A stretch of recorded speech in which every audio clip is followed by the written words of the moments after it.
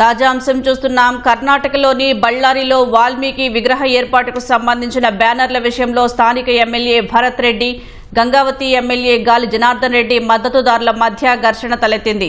ఇందులో ఓ యువకుడు మృతి చెందగా పలువురు గాయపడ్డారు. గురువారం రాత్రి గాలి జనార్దన్ రెడ్డి ఇంటి ముందు బ్యానర్ ఏర్పాటు విషయంలో బళ్ళారి నగర ఎమ్మెల్యే నారా భరత్ రెడ్డి, గాలి జనార్దన్ రెడ్డి మద్దతుదారుల మధ్య ఘర్షణ తలెత్తింది. ఈ సందర్భంగా గన్మెన్ జరిపిన కాల్పుల్లో రాజశేఖర్ అనే యువకుడు మృతి చెందాడు. రాళ్లు, బీరు సీసాలతో దాడులు చేసుకోవడంతో పలువురికి గాయాలయ్యాయి. జనార్దన్ రెడ్డి కాల్చిన బుల్లెట్ వల్లే తన అనుచరుడు మృతి చెందాడని ఎమ్మెల్యే నారా భరత్ రెడ్డి ఆరోపించారు. కాంగ్రెస్ ఎమ్మెల్యేనే తన హత్యకు కుట్ర పన్నారని గాలి జనార్దన్ రెడ్డి ఆరోపించారు. బళ్ళారిలో ఉద్రిక్తతల నేపథ్యంలో పోలీసులు భారీగా మోహరించారు. ఘర్షణకు దిగిన ఇరు వర్గాలను చెదరగొట్టారు. ఈ ఘటనపై కర్ణాటక హోంమంత్రి, డీజీపీ, బళ్ళారి ఐజీపీ ఎమ్మెల్యేతో ఫోన్లో మాట్లాడి వివరాలు తెలుసుకున్నారు. యువకుడి మృతికి కారణమైన మాజీ మంత్రి ఎమ్మెల్యే గాలి జనార్దన్ రెడ్డిని అరెస్టు చేయడానికి ప్రయత్నాలు చేస్తున్నట్లు నిఘా వర్గాల సమాచారం.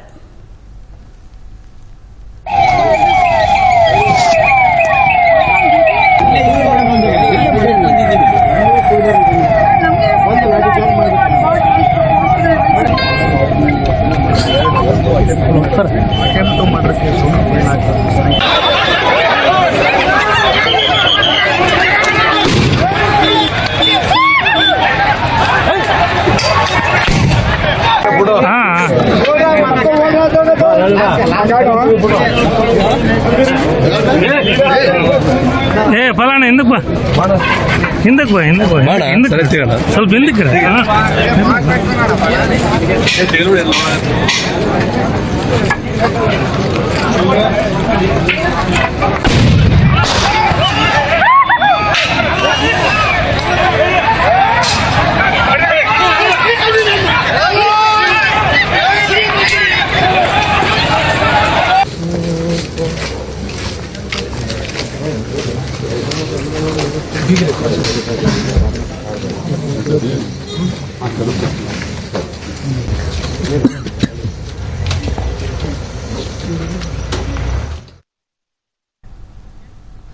బళ్ళారిలో బీజేపీ, కాంగ్రెస్ వర్గాల మధ్య ఘర్షణకు సంబంధించిన మరింత సమాచారం మా ప్రతినిధి తిమ్మప్ప చౌదరిని అడిగి తెలుసుకుందాం. తిమ్మప్ప చౌదరి, బళ్ళారిలో ఘర్షణకు సంబంధించి వివరాలేంటి? సుజాత, బళ్ళారిలో ఈ నెల 3వ తేదీ వాల్మీకి విగ్రహము ప్రతిష్ఠించాలని కాంగ్రెస్ ప్రభుత్వం నిర్ణయించింది. ఇప్పటికే దానికి అనుగుణంగా ముఖ్యమంత్రి, ఉప ముఖ్యమంత్రి కూడా బళ్ళారి రానున్న సందర్భంలో ఎమ్మెల్యే తన అనుచరులు, కార్యకర్తలు బళ్ళారి నగరంలో వివిధ ప్రాంతాలలో బ్యానర్లు, ఫ్లెక్సీలు ఏర్పాటు చేస్తున్నారు.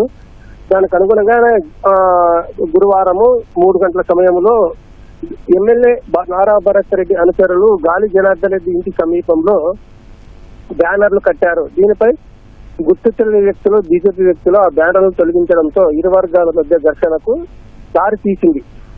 ఇదే విషయంలో అక్కడ గాలి జనార్దన్ రెడ్డి ఇంటి ముందు ఉన్న సెక్యూరిటీ గార్డు ఈ విషయం గాలి జనార్దన్ రెడ్డికి తెలియజేయడంతో వాళ్ళ అనుచరులు వచ్చి వారితో వాగ్వాదం చేసి జరిగింది. అనంతరము బ్యానర్ తొలగించడంపై జవాబు చెప్తున్నాము, బ్యానర్ అదే ప్లేస్ లో కట్టిస్తామన్నా కూడా ఇది ఇరు వర్గాల మధ్య ఘర్షణకు దారి తీసింది.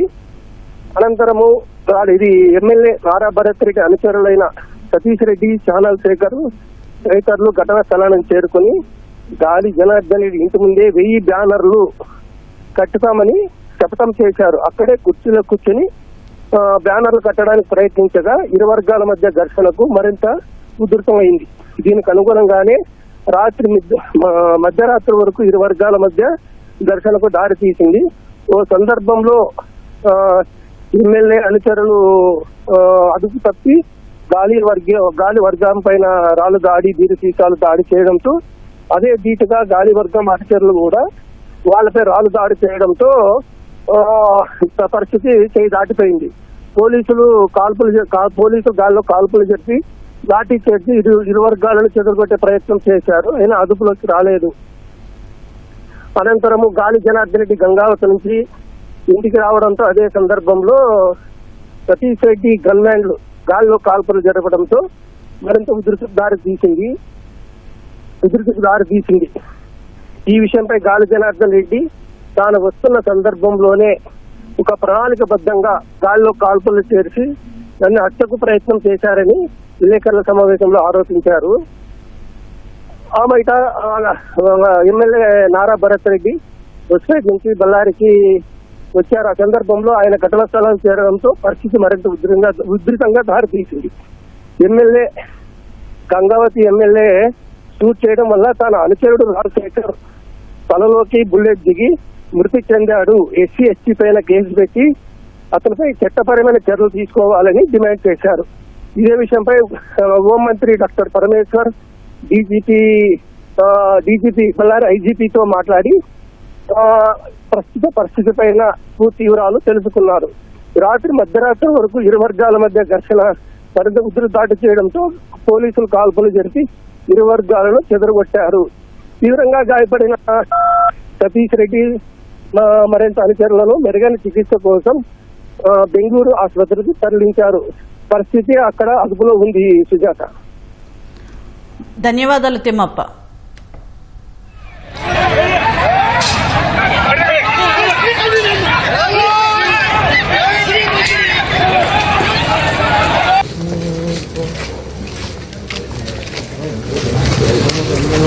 ठीक है।